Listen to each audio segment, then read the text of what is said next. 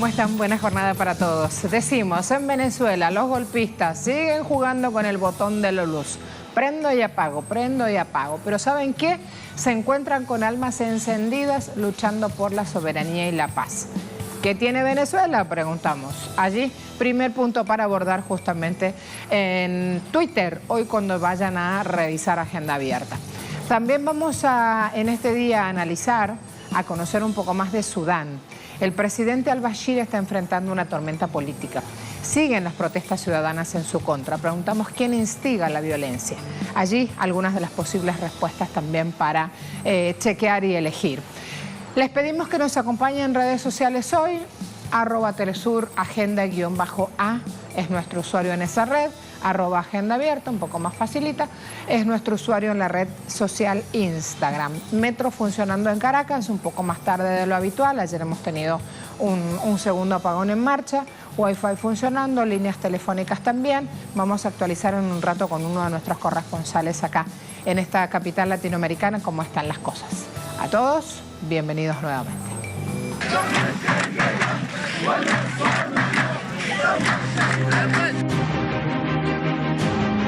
Sudán es escenario de intensas manifestaciones contra el gobierno de Omar al-Bashir, donde la población exige su renuncia tras 30 años en el poder. Ante esa situación, los efectivos policiales han emprendido duras represiones contra los manifestantes en la capital Jartum, generando más de 20 personas fallecidas y cerca de 160 heridos. La muchedumbre llegó hasta las puertas del cuartel general del ejército para exigir al cuerpo militar acciones contra el gobierno de al-Bashir, alegando alto costo de la vida, precios elevados de los alimentos, escasez de combustible y salarios precarios. Por su parte, el mandatario sudanés acusó al régimen israelí y a países occidentales encabezados por Estados Unidos de fomentar los disturbios en el país africano. Al-Bashir, contra quien pesa una orden de arresto internacional de la Corte Penal de La Haya por acusaciones de crímenes de lesa humanidad, consideró que las manifestaciones del pueblo sudanés son legítimas y que tienen derecho a la protesta. El jefe de Estado sudanés había disuelto el pasado mes de febrero al gabinete de gobierno, asegurando que de esa forma buscaba evitar la profundización de la actual crisis, comprometiéndose a comenzar a resolverla. Esta mañana en Agenda daremos un repaso por la situación que conllevó al país a más de 4 meses de movilización y analizaremos qué encierra las protestas que buscan cambio de régimen justo en el momento que Argelia y Libia padecen conflictos.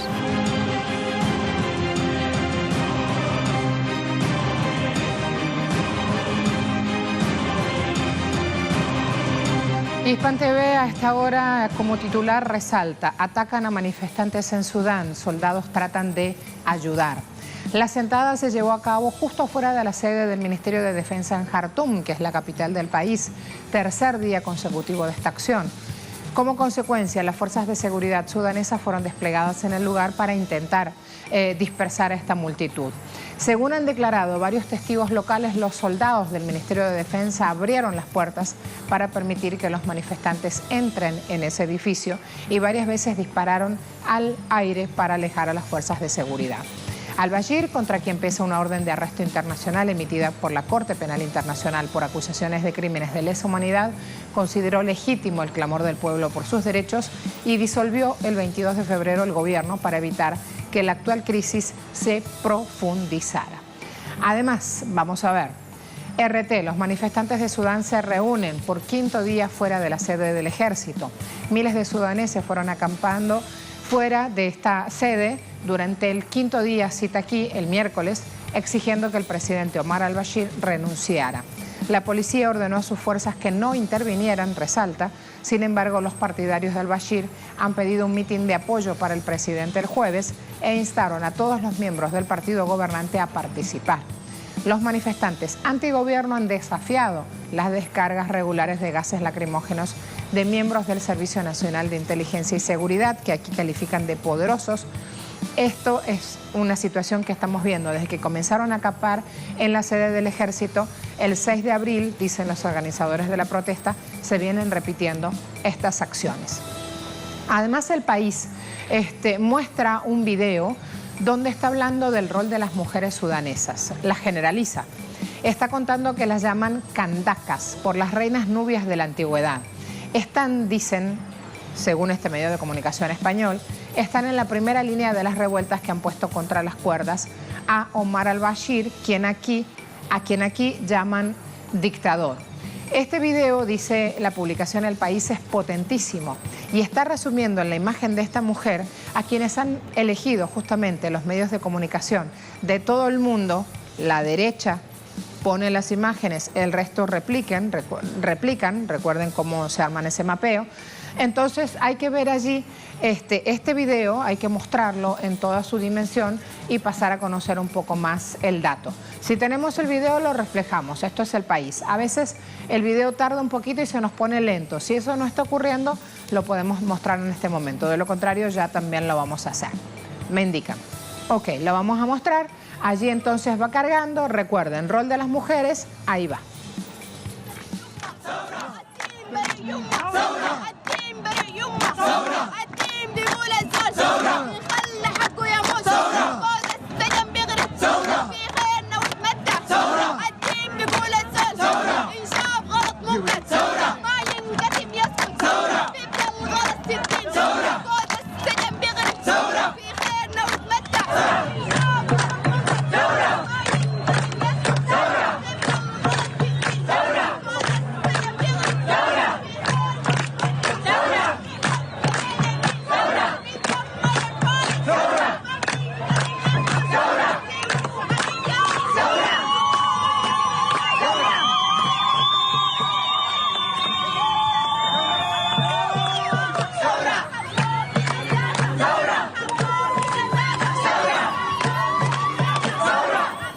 La llaman candaca, de allí van a ver en miles de imágenes rodando por todo el mundo cómo la ponen al frente justamente de estas acciones y en ella simbolizan o quieren representar todo el protagonismo y la fuerza de la mujer de Sudán. Así que atentos, ustedes ya la conocen, ya saben, cuando vean esa imagen, a esta hora también está pintada, está la acuarela, he visto múltiples grafías que hablan de esta mujer y de una manera muy representativa. Han simbolizado en ella justamente a la mujer opositora a al-Bashir, a la mujer que está pidiendo reformas profundas en su país para poder asegurar bienestar para todos. Paso a explicar, a contar un poquito más algunas de las claves de este conflicto en Sudán. Vamos a revisar ahora un dato que es importante de conocer. ¿Qué es lo que ha pasado desde el año 83? Cuando se originan aquí la figura de los refugiados, donde existen 2.288.587 personas según datos del Alto Comisionado de Naciones Unidas para los Refugiados, ACNUR. Ese es el número, allí le van dando. Si profundizamos en el país africano vamos a encontrar una situación que también está presente con un componente étnico religioso. Tienen un 61% de la población de origen africano, 70% mayoritariamente musulmán, la población árabe alcanza el 39% y la minoría cristiana el 5%, ¿sí? Además vamos a revisar este conflicto que llamamos intersudanés como continuidad de la guerra civil del año 83, con un golpe de Estado al-Bashir en el 89, con diferencias políticas muy marcadas entre el norte y el sur, y también con el papel fundamental del petróleo en la zona. Petróleo. Crisis de Darfur, ¿se acuerdan hace algunos años cuando también llegaban informaciones de Sudán y conocíamos Darfur? Significa ese nombre Hogar de Darfur. Se registró allí un hecho de violencia en esa región sudanesa. Fue un escenario de conflicto que quedó olvidado, pero que hay que tener en cuenta que es uno de los genocidios, uno de los mayores en el centro de África. Allí se produjo una limpieza étnica en el año 2003, no fue hace tanto, historia reciente, 2003. Conflictos entre grupos rebeldes y el gobierno. Todo esto deriva en esa matanza, en ese hecho de violencia que dejó severas consecuencias hasta el día de hoy. ¿Por qué? Porque se han dado continuamente fracasos de negociaciones entre facciones, 400.000 muertos, 2 millones de desplazados, declarado como crimen contra la humanidad en el año 2007 fue este hecho. Intervino Naciones Unidas y Estados Unidos alegando que allí existía justamente una crisis humanitaria. Por eso hay que seguir de cerca los hechos para conocer la historia y ver cómo replican estos focos de conflicto con el mismo manual. ¿Cuál es la acusación contra al-Bashir? La Corte Penal Internacional, yo les dije que lo había acusado por crímenes de guerra, crímenes de lesa humanidad en el año 2009. Hay unas jugadas geoestratégicas más allá del otro lado de la frontera. Se empleó el control de Sudán del Sur. Estados Unidos entró a controlar en 85% su petróleo y esto implica controlar el 98% del presupuesto del gobierno de Sudán. Tenga en cuenta esos datos para ir conociendo luego en el análisis finalmente interrogante. ¿A quién beneficia entonces este conflicto en la región?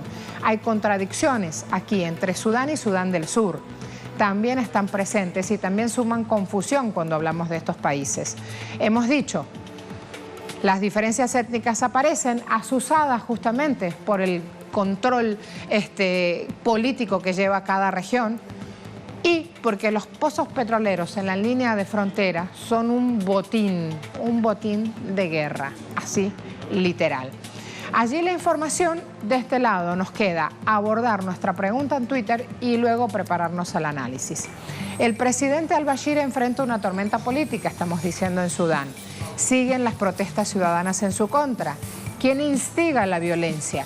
Y miren cómo a esta hora, cuando recién empezaba la votación, cuando recién iban 9 votos, a las 7:48 hora local en Caracas, ya el 56% respondía que quien instiga la violencia es Estados Unidos. En un rato vamos a chequear más cómo se va moviendo justamente esta cantidad de respuestas y estas decisiones que ustedes asumen en Twitter.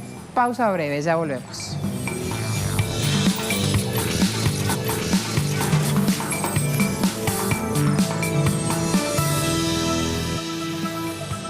Seguimos en Agenda Abierta, nos vamos a La Habana, Cuba. Desde allí en el análisis se suma Yoslán Silverio González, investigador agregado, jefe Grupo de África y Medio Oriente. Yoslán, un gusto, ¿cómo le va?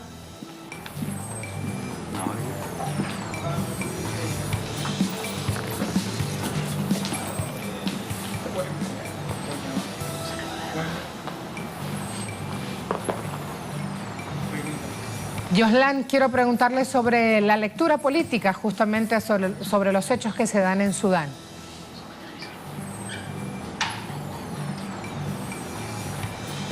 Yoslán, quiero preguntarle sobre la lectura política, justamente sobre... Yoslán, ¿no me escucha? Vamos a asegurarnos entonces, vamos a probar un poquito más este audio y así lo podemos tener. Ahí está. Desde el sur, efectivamente estamos en presencia de una crisis política, un país que ha sido recurrente. Ahí está. Desde el sur, efectivamente estamos en presencia de una crisis política, un país que ha sido recurrente. Adelante, Yoslán. ¿Ya? Sí.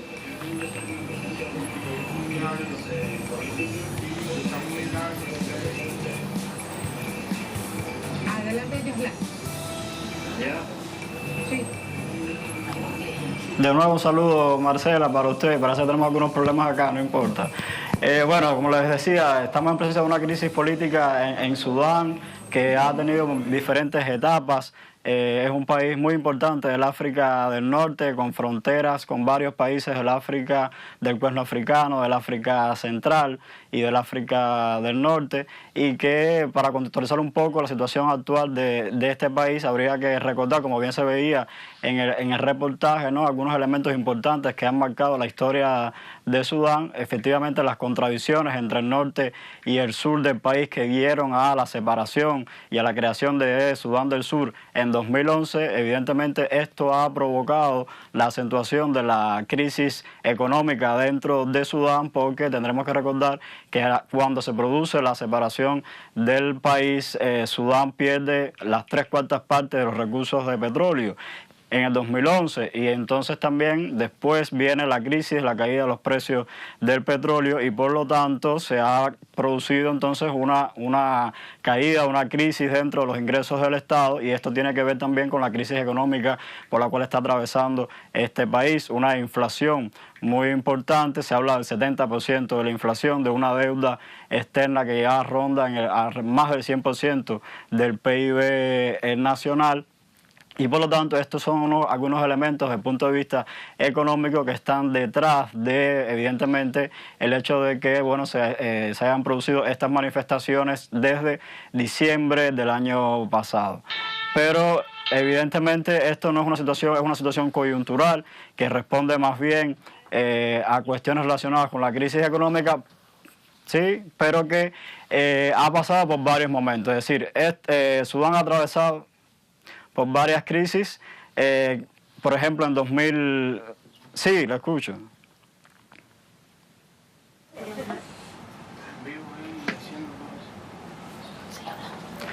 Por ejemplo, la crisis en 2013 hubo también manifestaciones contra el gobierno de Omar al-Bashir por también el tema de la eliminación de los subsidios a la gasolina. Después en 2015 también hubo otras manifestaciones ya desde el punto de vista político contra uno de los movimientos, uno de los partidos políticos fundamentales.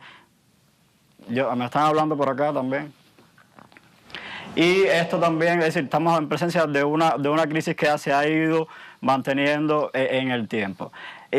También habría que hablar de las contradicciones, por ejemplo, la parte de Darfur, que es un conflicto de baja intensidad que se ha mantenido presente también dentro de ese país, y varios elementos que tienen que ver, por supuesto, con la situación política interna que dibujan el panorama de este país. Hay un componente que es fundamental aquí para revisar. El hecho de que el presidente al-Bashir reconozca esta crisis económica que están viviendo, ¿cambia en algo la tormenta política que sigue su rumbo?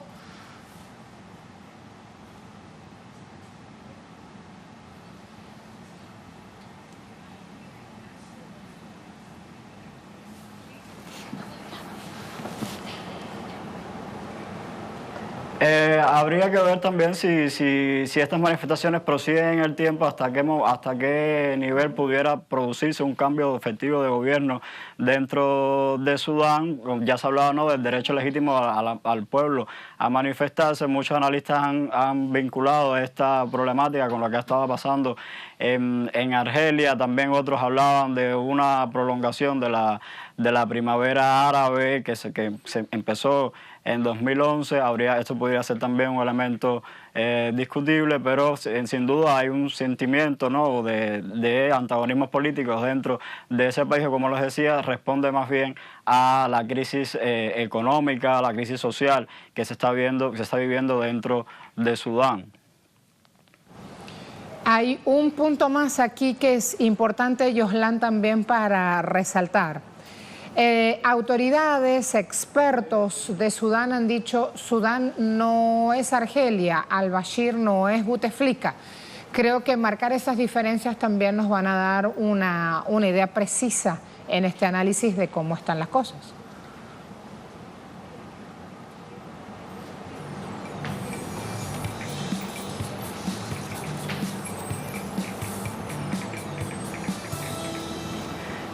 Sí, efectivamente, estamos hablando de dos procesos completamente diferentes, aunque se están dando prácticamente en un mismo contexto, ¿no? Pero acá hay que recordar que en el caso de Omar al-Bashir ha sido un gobierno que históricamente se ha opuesto, ha sido declarado enemigo de Estados Unidos por las diferentes administraciones de Estados Unidos, porque fue acusado en determinado momento de propiciar inclusive el terrorismo, estuvo dentro de las listas de países protagonizadores del terrorismo, y por lo tanto aquí se habla de presiones por parte de Estados Unidos y la Unión Europea para tratar de derrocar al gobierno de Omar al-Bashir. Por eso se hablaba de esta acusación que pesa contra él en la Corte Penal Internacional por supuestos crímenes de guerra cometidos en Darfur, que no tiene precedentes. Es un primer caso de un mandatario en funciones que ha sido sometido a acusación por la Corte Penal Internacional, violando o sobrepasando las instancias políticas africanas, y la Unión Africana se ha opuesto a esto. Por lo tanto, las presiones han venido desde todas partes, tanto la Unión Europea como de Estados Unidos, para tratar de derrocar al gobierno de Omar al-Bashir. Un gobierno que ha sido polémico, si uno lo ve en su evolución histórica, ha transitado por varias etapas. Recuerdo, por ejemplo, en los años 90 su vinculación con las fuerzas islámicas más conservadoras. También en Jartum estuvo en determinado momento Osama Bin Laden, y esto fue, por supuesto, un elemento que Occidente utilizó para acusar a Omar al-Bashir de patrocinador del terrorismo. Después él cambia su política. El Islam político siempre ha estado presente dentro de ese país, una sociedad muy conservadora, árabe, islámica, como bien se veía en el reportaje, y por lo tanto aquí son elementos diferentes, ¿no? Hay una posición política bien debilitada dentro de Sudán. Todavía se mantiene la cohesión de las Fuerzas Armadas en torno a su gobierno, y como yo les decía, si las manifestaciones que se están dando de manera coyuntural ahora responde a una situación económica puntual dentro del país, pero que han tenido una expresión evolutiva, es decir, que ha tenido diferentes momentos. Lo que pasa es que los medios de comunicación, por supuesto, también sobredimensionan un poco todo lo que está ocurriendo y tildan, por supuesto, al gobierno de dictador, y tratan de canalizar esta posición en función de lograr, por supuesto, un cambio de régimen, como se dice, ¿no?, en la terminología occidental, y propiciar el derrocamiento del gobierno. Gracias, Joslan. Será hasta la próxima. Vamos a ver, como hay 20 y pico de segundos de delay, de retraso en el sonido, yo sí, seguramente, porque tengo acá el monitor, voy a tener el saludo final con el rostro, gracias a ti, ahí me responde, pero ustedes no en cámara. Vamos a chequear respuestas a nuestra pregunta en Twitter. El presidente al-Bashir se escribe al-Bashir, no es Bashir, al-Bashir, así como al-Assad, ¿sí? Al-Bashir enfrenta una tormenta política. Siguen las protestas ciudadanas en su contra. Preguntamos quién instiga la violencia. 56% de quienes respondieron a nuestra pregunta dicen Estados Unidos. 11% la represión policial. Yo les dije que hace 3 meses que están entre estas escaramuzas, o la forma en la cual se devuelve, digamos, a los manifestantes las acciones hostiles que llevan a cabo. Y 33% dicen golpistas buitres. ¿Por qué? Tienen claro que sea Estados Unidos o el que sea que esté usando ahí la violencia para que se provoque la salida del presidente, tienen claro que lo que van a hacer después es poner directamente la mano sobre el petróleo. La cuestión es que hoy yo les conté que el 98% de la recaudación que entra por el petróleo la tiene Estados Unidos, así que también ahí hay que ver cómo ese país y sus intereses se mueven en este conflicto. Hay que ir siguiéndolo con el paso de los días. Hay un hecho que se dio en Argentina y que fue tremendamente emocionante. El día de ayer, Carlos Alberto Solsona encontró a su hija. Recibió la insuperable noticia de la aparición de su hija, robada por la última dictadura cívico-militar en Argentina.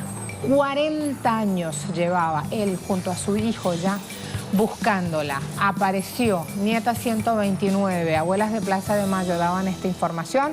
Nosotros acá tenemos un videíto, el momento increíble en el cual un padre se entera que después de 40 años su hija está viva.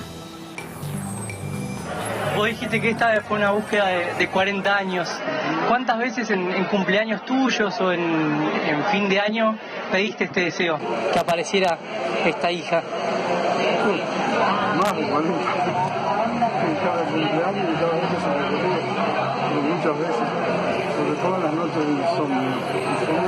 Por eso, ¿no? Todas y cada una de las noches buscando. Quiero ir a mostrarles un medio de comunicación que es uno de esos chiquititos que se leen solamente en regiones, se llama El Patagónico. El Patagónico ha titulado esta noticia: siento que el encuentro va a ser algo grandioso. ¿A quién le está dando voz? Al papá. Está dándole voz justamente a este hombre que durante más de 40 años jamás ha bajado los brazos para encontrar a su hija. Ayer, abuelas de Plaza de Mayo decían, el tiempo es hoy, ayudemos a reparar las heridas que la dictadura nos dejó. Carlos, padre de la joven recuperada, dijo, nadie tiene idea de las miles de noches que yo pasé sin poder dormir esperando este momento. Es la nieta número 129 que va a poder conocer a su padre, a sus hermanos, dijo Estela de Carlotto. Ella se hizo voluntariamente la prueba de ADN y ahora su papá la espera para abrazarla. Yo sé que rápido ustedes van a preguntar, ¿y cuándo va a ser eso? Bueno, ha dicho Estela de Carlotto, abuela de Plaza de Mayo, pedimos que se respeten los tiempos y la privacidad de la familia. O sea que va a ser cuando justamente estos actores que hoy se llevan todos los titulares de la noticia estén listos y prestos. Marcos, justamente en conferencia de prensa como hermano, decía, es algo que espero desde hace muchísimo tiempo. Allí la información del Patagónico, que hoy también está en todos los medios de comunicación de Argentina. Quisimos mostrarlo aquí chiquito para que sepan que tanto esmero, tanto trabajo finalmente ha llegado también a su fin de ciclo o al comienzo de algo nuevo. No hay que bajar nunca los brazos, no hay que perder nunca la esperanza. Pausa rápida. Allí entonces la información. A la vuelta, otros temas. Hay un último minuto de Perú también, me indica producción. Lo está sumando Verónica Insausti, nuestra corresponsal en Lima. Allí tienen el último minuto. Poder Judicial de Perú ordena detención preliminar a expresidente PPK. Kuczynski, Pedro Pablo, por delito de lavado de activos en agravio del Estado. Otro tema para seguir de cerca. Pausa.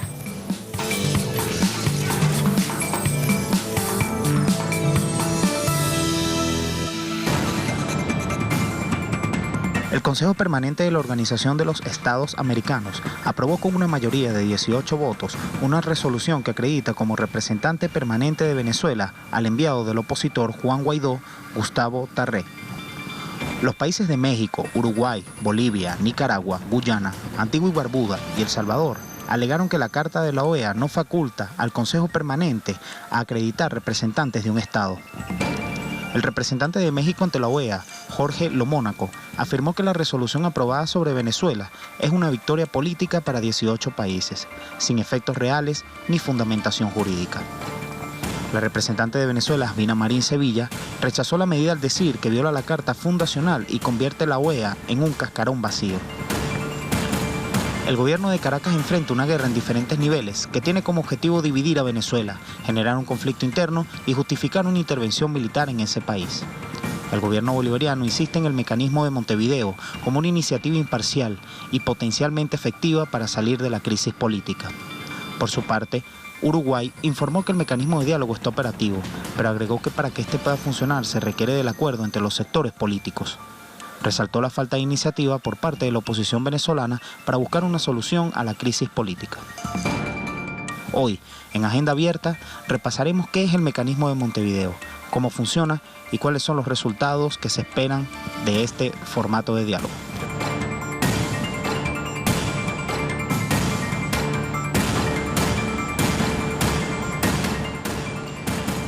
¿Por qué es ilegal la resolución de la OEA contra Venezuela? Bueno, esta resolución es una violación del derecho internacional y la Carta de la Organización de Estados Americanos, porque quien designa al representante de un país ante ese organismo es el jefe del Poder Ejecutivo, en este caso el presidente Nicolás Maduro, electo en urnas. Democráticamente el pueblo dio su veredicto en urnas y el presidente es Nicolás Maduro.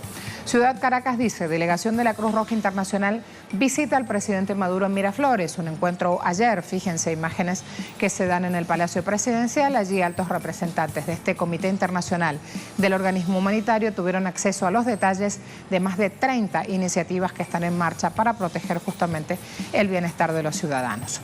Me vengo aquí. Gobierno de Venezuela, ayer lo hablábamos, ¿cuántas veces ha instado a activar mecanismos de diálogo? Fíjense aquí, corría el 2014, luego de una operación que fue durísima, la salida activada por el golpismo en este país, que ha dejado más de 40 muertos, más de 5.200 heridos, aparecía allí una instancia de llamamiento al diálogo. La MUD, en ese momento, todos centralizados en esta autodenominada mesa de la Unión Democrática, lo rechaza. El 2015 van a lo que se llamó como una posible instancia de segundo diálogo. Nuevamente aparece el rechazo en Dominicana después de haberlo hecho todo. En el momento mismo de firmar han pateado ese tablero y así han abandonado esa instancia de diálogo. 2016 se lograba consenso en la oposición, al fin se ponían de acuerdo, aceptaban participar en este diálogo en Dominicana nuevamente. 2017, gobierno y oposición inician diálogos en Santo Domingo. 4 países se ponían a la orden en una comisión de seguimiento, fijaban reunión para el 27 de septiembre. Ese día no fue la oposición al encuentro. Entre el 1 y 23 de diciembre decidieron concurrir nuevamente a esta ronda de diálogo con el acompañamiento de 5 países, pero entre tantas idas y vueltas ha pasado el 2018 con hechos de extrema violencia nuevamente en 2017, con más de 100 muertos. Danilo Medina, presidente de Dominicana, Rodríguez Zapatero, ex funcionario español, estaban a la orden discutiendo de todas maneras 6 puntos de este plan de trabajo. Llegado el día, otra vez levantándose de la mesa la oposición, y así quedamos en este 2019, cuando justamente allí lo van a tener. Vamos a la información que han graficado en el 2019. Donald Trump recibe un pedido, dice: llevemos adelante un diálogo abierto por la paz basado en el respeto a la Constitución venezolana, y con la indicación que ha recibido hasta ahora, nada cuaja. El gobierno de Venezuela ayer condenaba esta resolución de la OEA, donde reconocen a un enviado de Juan Guaidó como representante de Venezuela a esta organización. Terminamos de decirlo ya, un hecho absolutamente fuera del derecho internacional. Se trata de una de las más infelices decisiones tomadas en la larga historia de desaforos jurídicos y políticos de esa organización, y una vulgar instrumentalización del chantaje y la presión contra los Estados miembros para satisfacer los deseos de la política neomonroísta de Washington. El Estado venezolano está pronunciándose a través de un comunicado, agregando: el gobierno bolivariano de Venezuela, fiel a sus principios republicanos y democráticos, a su Constitución y al derecho internacional, enfatiza que no reconocerá ningún emisario político, sea cual sea la titularidad o denominación que se le otorgue ante el seno de la OEA. Hasta ahí entonces tenemos claro el pronunciamiento. Sigue el comunicado: el gobierno de la República Bolivariana de Venezuela ratifica su indeclinable decisión de abandonar la OEA el próximo 27 de abril de 2019, de conformidad con la denuncia efectuada hace 2 años. En este momento abro un paréntesis, me voy con Luis Tavera a ver cómo está la calle, y luego de eso de inmediato al análisis con nuestro invitado que ya está en el estudio. Así que, Luisito, te voy a pedir que seas conciso, así ya de entrada puedo ir al análisis. ¿Te parece? Adelante. Hola Marcela, un saludo para ti y para la audiencia que sintoniza las pantallas de Telesur. Este contexto que tú ofrecías se da en este escenario donde los venezolanos se mantienen también alertas ante este denunciado golpe de Estado, desarrollo que no solamente se aplica a través de los actores de oposición acá en Venezuela, sino que además se demuestra lo que ya el presidente venía denunciando, y es esta pretensión de utilizar mecanismos como la Organización de Estados Americanos como un escenario para seguir infundando e impulsando sanciones que al fin y al cabo los mismos venezolanos dicen que no van destinadas a un gobierno, van destinadas y tienen consecuencias directas es a la tranquilidad y al músculo económico que mueve a todos los venezolanos. Mientras tanto, hoy se esperan manifestaciones, se esperan la instalación de tribunas antiimperialistas que se realizan acá en Caracas para manifestar y alzar su voz cuando se enfrentan ante un asedio internacional. Estas tribunas antiimperialistas estarán protagonizadas por movimientos sociales y políticos, quienes han dicho que si es necesario de mantenerse en las calles para seguir denunciando este asedio internacional, este ataque directamente contra los venezolanos en general, ellos se mantendrán en las calles, Marcelo, y nosotros por supuesto estaremos muy atentos para llevarles a ustedes toda la información, no solamente a través de las redes sociales, sino a través de las pantallas. Gracias, Luisito. Me voy con Ángel Rodríguez, él es diputado Parla Sur. Ángel, hay aquí en este momento, así como lo planteamos y lo mostramos, bienvenido. Gracias por la invitación. A usted por venir. Ha llegado pese a todos estos anuncios del día de hoy, y pese a que ayer por un rato también nos quedamos sin luz. Hay un espacio aquí para hablar justamente del mecanismo del Montevideo, de seguir activando diálogos de paz. Cuando parecía que cuajaba este consenso, aparece de nuevo una acción que no nos esperábamos otra viniendo de parte de la OEA, pero finalmente aparece esa acción y se replica por todos los medios de comunicación del mundo. Sí, yo creo que lo que sucedió ayer en la OEA ratifica la intencionalidad del presidente Nicolás Maduro de seguir llamando al diálogo, porque se sigue, digamos, observando por parte de Estados Unidos la intención, la reafirma constantemente de intervenir en los asuntos internos de Venezuela. Y es importante que exista un mecanismo donde converjan los factores que están confrontados y se permita una salida política a la situación general que vive el país. El mecanismo de diálogo es importante, es determinante, porque es el que le sale el paso a la injerencia militar, es el que le sale el paso a la guerra, es el que le sale el paso a la campaña internacional contra el país, y es el que posibilita, en términos de corto y mediano plazo, que las acciones ilegales de Estados Unidos contra Venezuela sigan generándole malestar y perturbando la calidad de vida del venezolano.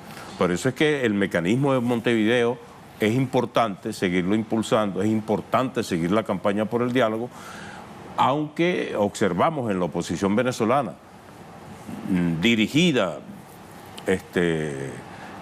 explícitamente por Estados Unidos, que no va a asistir, pero hay que crear las condiciones internacionales que posibiliten eso.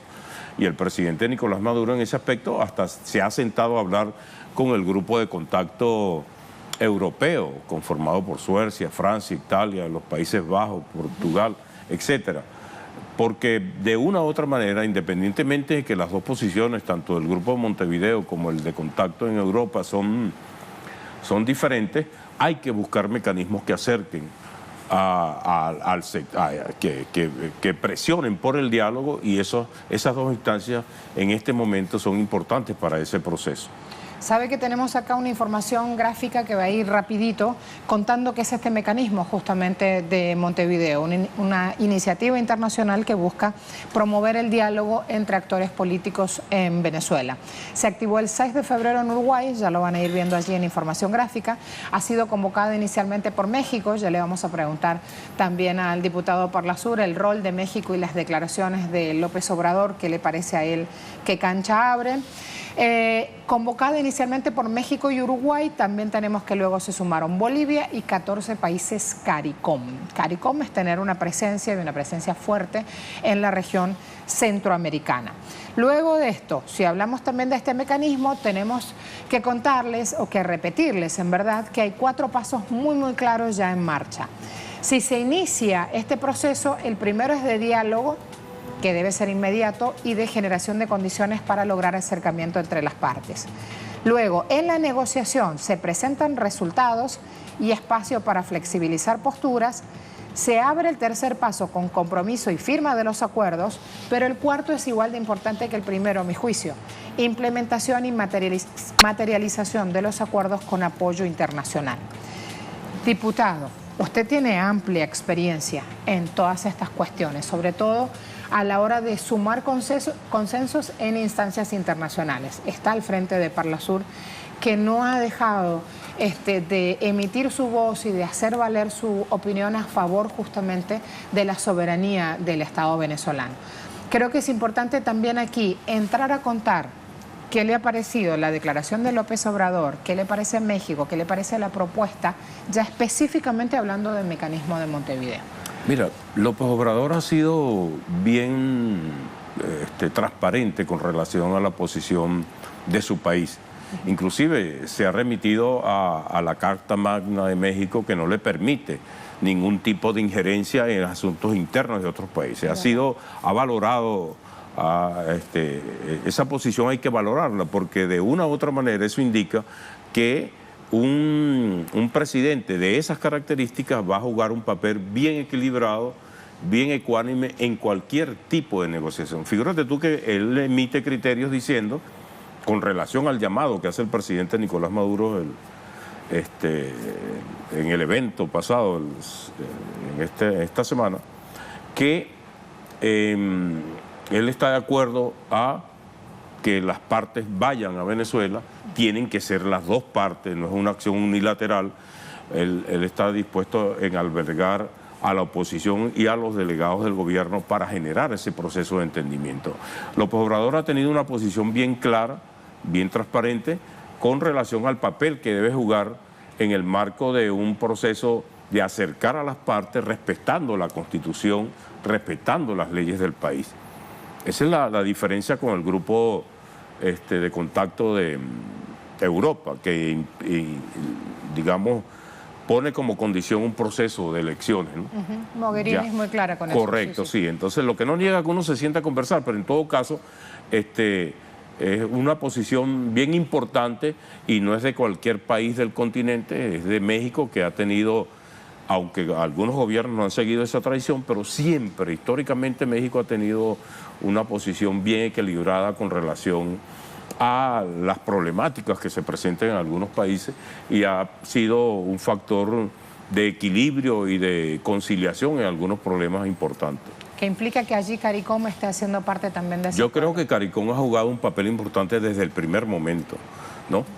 Tuvo un papel importante en la ONU, tuvo un papel importante en la OEA y sigue teniendo, como lo observamos hoy, son 14 países que conforman el CARICOM, bien importante en cuanto a que sigue acompañando ese proceso de diálogo. Ahora, en redes sociales hemos preguntado lo siguiente, dijimos en principio que los golpistas siguen jugando con el botón de la luz, a prender y apagar. El tema es que ahora se encuentran en territorio nacional con almas encendidas luchando por la soberanía y la paz.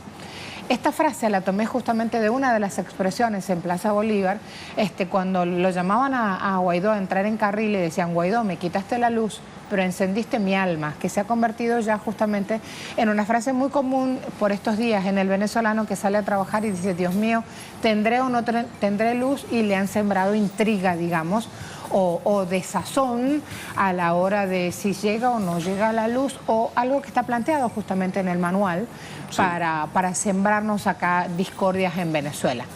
Preguntábamos, ¿qué tiene Venezuela que nos pone en esta posición?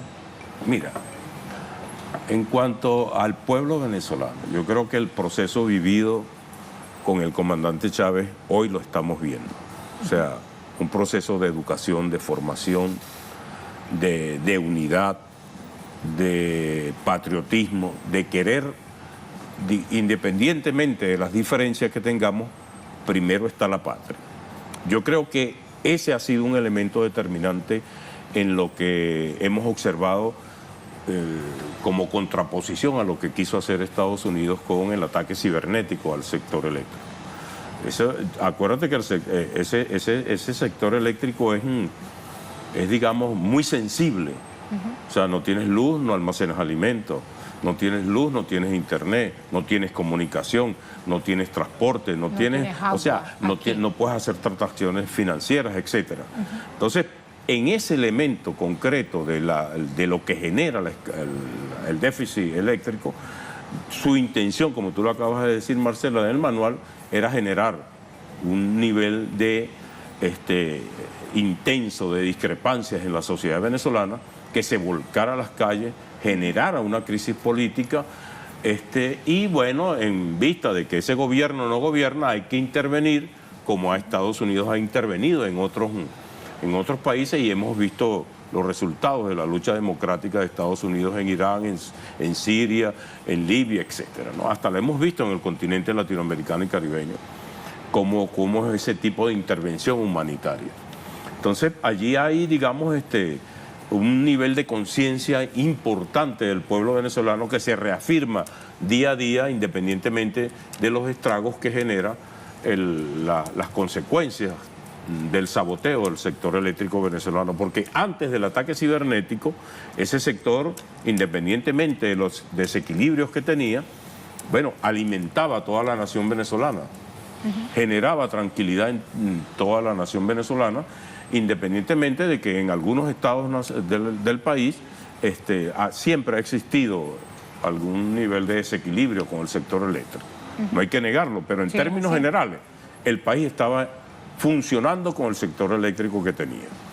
Ahora, el otro aspecto es el que tiene que ver con lo que significa Venezuela desde el punto de vista energético para las grandes potencias mundiales. Hay una escasez de recurso petrolero, energético petrolero. No se consiguen descubrimientos o yacimientos que posibiliten el crecimiento de la reserva.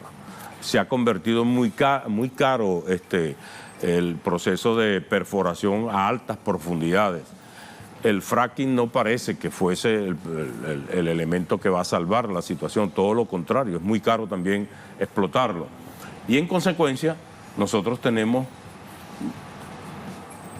la mayor reserva de petróleo del mundo, 323.000 millones de barriles de petróleo.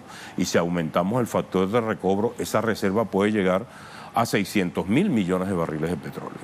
¿Y qué es lo que le está pasando a Estados Unidos? Que donde mandaba antes no manda, en el Pacífico no manda. China le está socavando todo ese proceso en lo que es Asia, África, inclusive en Europa con la ruta de la seda. Exacto, entonces el único espacio, el único territorio que le queda a Estados Unidos para ver si lo controla y puede enfrentar todo lo que es esa multipolaridad que viene creciendo y que se viene desarrollando en el mundo es el territorio latinoamericano y caribeño. Gracias, diputado. Allí la respuesta, 68% de quienes respondieron en Twitter dicen, ¿qué tiene Venezuela? Pueblo resistente. Fíjense que el 7% dice verdad. 25% también dice que Venezuela tiene una oposición apátrida. ¿Y saben qué? La opción que solo tiene petróleo, que más de una vez la he escuchado también de gente buitre en redes sociales, sin embargo, ninguno ha tomado esa opción de que Venezuela solo tiene petróleo, con lo cual le ponen mucho más a su poder popular organizado, eligiendo pueblo resistente, que las otras opciones. Se viene una pausa rápida, aquí lo espero. Gracias, Ángel. A la orden, Marcela.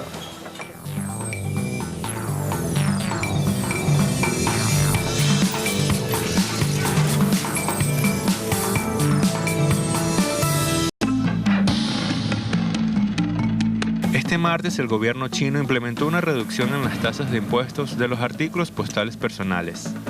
Así lo detalló la viceministra de Finanzas del gigante asiático.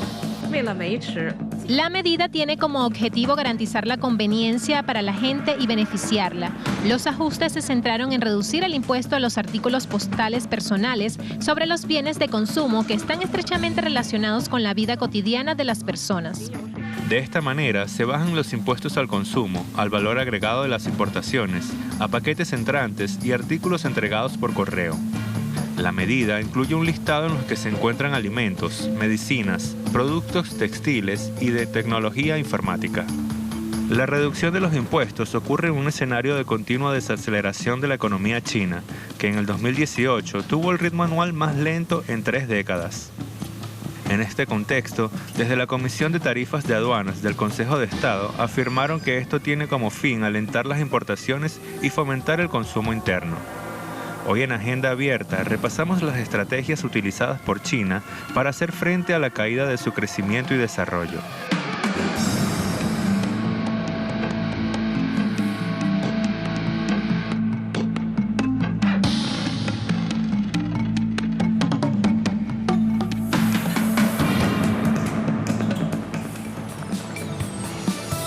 Por tal expansión, China ofrece a la Unión Europea igualdad de trato a sus empresas. China ofreció este martes en la cumbre con la Unión Europea igualdad de trato a las comunitarias que inviertan y operen en su territorio y se comprometió a hacer más esfuerzos para reforzar normas internacionales sobre subsidios industriales, lo que la Unión Europea calificó de gran avance. Por primera vez, China se ha comprometido, dicen autoridades europeas, con Europa en esta prioridad clave para la reforma de la Organización Mundial del Comercio. Sigo agregando información. Esas eran palabras de Donald Tusk. Xinhua, China promoverá financiación directa de pymes. ¿Dónde lo va a hacer? China espera aliviar dificultades financieras de pymes al facilitar su financiación. Allí entonces esto se producirá o es Más bien, el domingo pasado emitió un comunicado, una directriz para impulsar el desarrollo saludable de las pymes con medidas como aceleración de la aprobación de la oferta pública inicial para las empresas elegibles y la inclusión en la nueva tercera bolsa. ¿Qué quiere decir todo esto? Que hay otras fórmulas en marcha, aún en esta desaceleración económica mundial, para evitar justamente que todo eso le llegue a el bienestar social, por decirlo así, a todas aquellas personas que hacen circuito económico en ese país. Fíjense la decisión que ha tomado China, qué componentes arrastra. Han decidido bajar del 15 al 13% el arancel para libros, computadoras, alimentos, muebles y medicinas. Todo esto se requiere que lleve uso postal. Bajará también la tasa del 3% actual en medicamentos contra el cáncer y enfermedades raras. Y del 25 al 20% baja la tasa para productos deportivos, textiles, dispositivos electrónicos y bicicleta. ¿Por qué hablamos acá de bienes de consumo importados? Porque ellos hablan de que reciben justamente estos insumos vía postal. Cuando hablan de vía postal no es el viejo cartero, sino el hecho de los consumos importados que refieren vía postal. Y allí miren la cantidad de rubros que están incluidos. Me está faltando tiempo, no va a alcanzar hoy para que mostremos los resultados del fútbol que en verdad ayer nos habían preparado para chequear qué es lo que pasaba y ver temas deportivos. Pero ¿saben qué? Hay algo a lo cual ya le di RT desde mi usuario también en Twitter. Diego Armando Maradona fue sancionado por la Federación de Fútbol Mexicana por justamente dedicarle la victoria del Sinaloa, dedicarle ese triunfo, no solo al gobierno del presidente Maduro, sino a todos los venezolanos. Cuando él emite esa declaración, Diego se la banca, ahora le apareció la multa. También este es un buen punto, jornada de ayer era noticia, que vale la pena reflejar. Como cuando tomamos decisiones asumimos lo que viene atrás. Así, con responsabilidad, salimos a construir este día también. A todos, muchas gracias. Al ratito los veo en Impacto Económico. La costumbre de hacerles así, pero hoy tampoco cargo reloj. Los veo a las 10 horas de Venezuela. Hasta luego.